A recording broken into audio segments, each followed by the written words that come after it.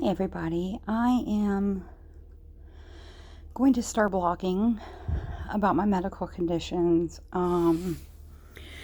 different things that's going on in the world, my opinions, because some of the shit that's going on in this world is crazy. Um, so just to kind of enlighten some of the things, by the way, I'm playing with my cat, he won't leave me alone. Yeah. Some of my medical conditions include fibromyalgia, which within the past couple years has now become recognized in the medical field. It didn't even have a ICD 9 or which is now an ICD 10 code. A lot of doctors thought it was a fake thing, it was like they didn't know what was going on with you, so that's what they said you had. However, it is a real condition. Just in general, it is a condition that has a lot to do with nerves. What affects me the most is the cold.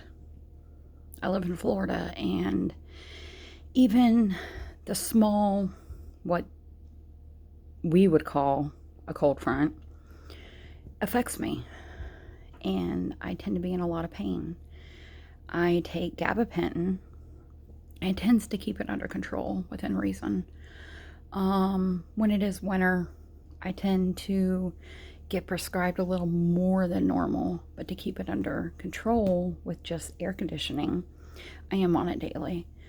So I plan on trying to blog about that, as well as my condition, which in my medical records is labeled as pseudotumor cerebri, but it is also known as IIH, which is intracranial hypertension.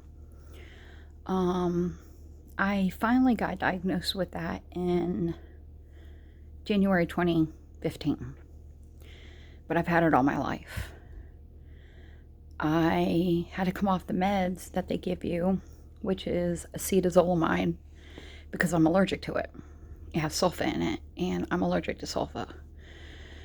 So I plan on trying to blog about that, as well as my husband's condition.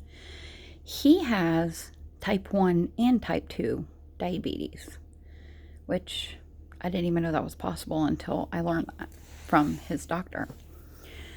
So I also plan on blogging about something that my son was born with. He was born with a cleft lip, and some kids who are born with that tend to have also a cleft palate.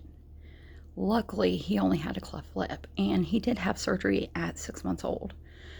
A lot of people don't realize it because after his surgery, I use Mederma for kids. So his scar is hardly noticeable, and I did that on purpose because I knew as he grew up it would be hard on him. But he's doing good. So those are some of the things I'm going to talk about, as well as some of the things that I grew up being taught, regardless of what it is, and how I eventually learned that a lot of that stuff is not true or is wrong, regardless of what it is. Just some insight about me. I am 40 years old. I have 2 sons. One is 13, one is 19. Yeah, 19. And I'm married. My husband is half Native American Choctaw and half white.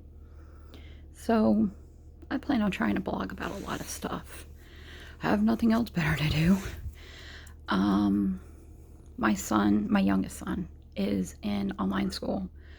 So that takes up a lot of my time, as well as my conditions tend to take a lot out on me. I tend to be a lot of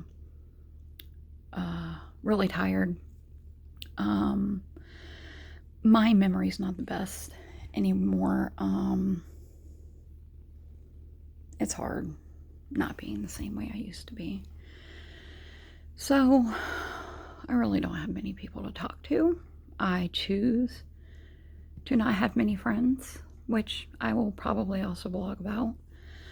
I have invited some friends that I have on my Facebook that I have gathered, and actually I'm in a group for the condition I'm in, and I'm pretty close to some of them.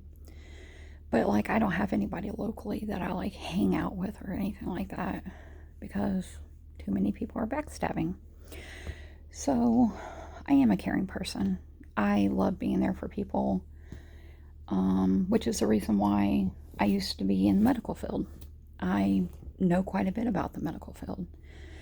So I hope you will join my channel. And if you have any information you'd like to share, that'd be great. Just remember to like and subscribe. Thanks.